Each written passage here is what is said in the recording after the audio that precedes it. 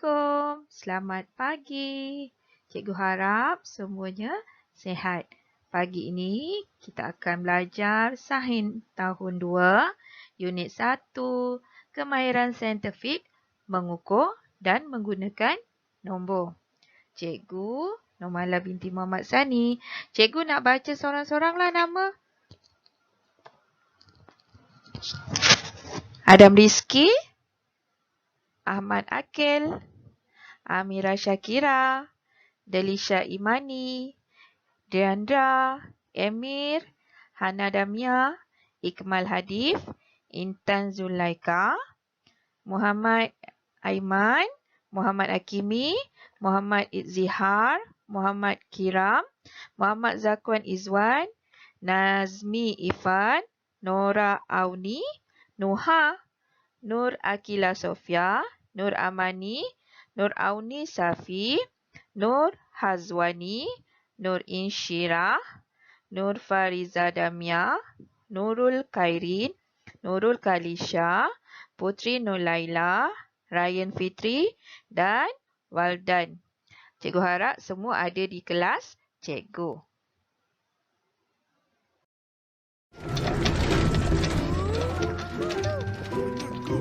Bangun! Selamat pagi, cikgu. Selamat pagi, cikgu. Allahumma aftah alaina hikmataka waishur alaina min khazaini rahmatika ya arhamar rahimin. Selamat pagi. Unit 1, Kemahiran Saintifik. Standard kandungan SK 1.0 Kemahiran Saintifik 1.1 Kemahiran Proses Sains. Standard pembelajaran 1.1.3 Mengukur dan menggunakan nombor. Kita boleh merujuk di dalam buku teks pada halaman 8, 9 dan 10. Mari kita lihat situasi di bawah. Aktiviti ini adalah mengukur dan menggunakan nombor. Ini adalah perbualan di antara Nurul dan Kanang. Berat saya 24 kilogram. Bagaimanakah kamu mengukur berat kamu? Saya mengukur berat saya dengan alat penimbang ini. Nurul menggunakan alat penimbang untuk mengukur beratnya. Berat kamu 35 kilogram. Kamu lebih berat daripada saya. Apabila Kanang naik di atas alat penimbang, didapati beratnya adalah 35. Tadi Nurul 24. Walaupun umur kita sama, tetapi berat kita berbeza. Ya, setiap orang mempunyai berat yang berbeza. Apakah unit yang digunakan? Unit yang digunakan di sini ialah kilogram. Dan alat yang digunakan ialah alat penimbang berat. Nurul dan Kanang mengukur berat badan mereka dengan menggunakan alat piawai yang sesuai. Mereka telah menggunakan kemahiran mengukur dan menggunakan nombor. Seterusnya, mari kita lihat apa maksud alat piawai. Yang pertama, ada nombor pada alat. Tadi kita dah tengok ada nombor 30, 31, 32, 33, 34, 35. Yang kedua, bacaan tepat dan seragam. Yang ketiga, guna alat pengukur seperti pembaris, pita pengukur, termometer dan juga silinder penyukat. Unit mengikut sistem metrik. Contohnya tadi kita gunakan adalah kilogram. Contoh lain, sentimeter, gram dan juga saat bagi masa. Seterusnya kita akan pergi kepada contoh alat pengukur. Pernah nampak tak penimbang ni? Penimbang ni namanya neraca mampatan. Apakah unit bagi penimbang ini? Kita akan nampak dia menggunakan unit kilogram. Terdapat satu lagi jenis penimbang iaitu kita sebut dia neraca elektrik. Ni biasa kita jumpa pembaris. Ada yang pembaris lurus, ada sesiku L, ada sesiku set ataupun set square yang segitiga ni. Biasanya kita jumpa unit dia adalah sentimeter.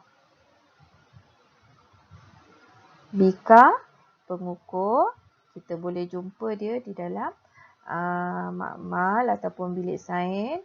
Unit di sini mililiter, mengukur cecair. Ini alat yang selalu kita gunakan zaman sekarang, zaman COVID. Termometer ataupun pengimbas suhu. Biasa kita mengukur suhu apabila suhu melebihi 37.5 darjah Celsius, kita berada dalam keadaan demam dan perlukan rawatan. Seterusnya adalah pita ukur. Biasa kita gunakan untuk apa? Pernah guna tak? Biasanya tukang jahit akan gunakan pita ukur untuk mengukur panjang ataupun ukur lilit bagi pinggang kita. Dan yang terakhir ini adalah jam randik. Pernah jumpa? Ini adalah jam randik. Jam randik adalah untuk mengukur masa. Aktiviti seterusnya ialah uji kaji di mana murid-murid semua perlu mengukur lilit kepala. Uji kajinya, berapakah ukur lilit kepala saya?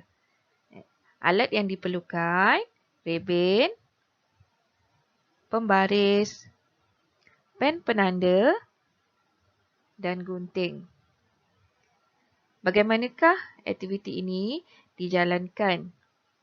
Disebabkan semua berada di rumah, kita perlukan untuk lakukan aktiviti ini bersama ahli keluarga yang lain.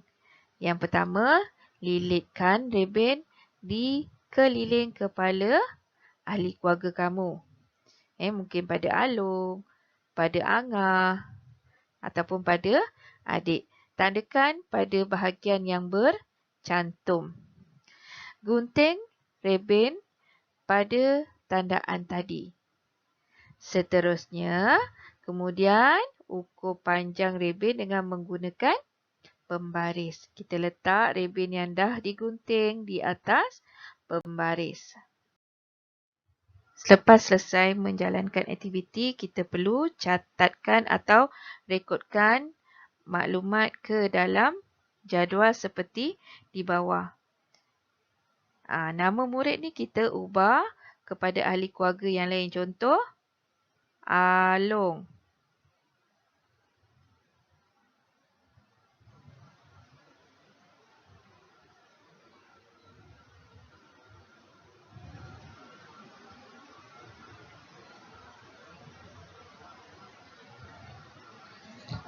Berapa ukur lilit kepala Along? Lepas tu, adik.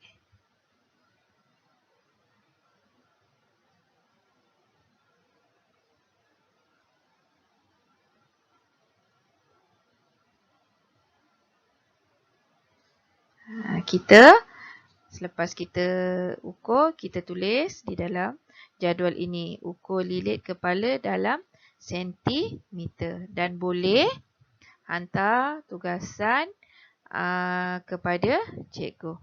Okey, soalan yang pertama.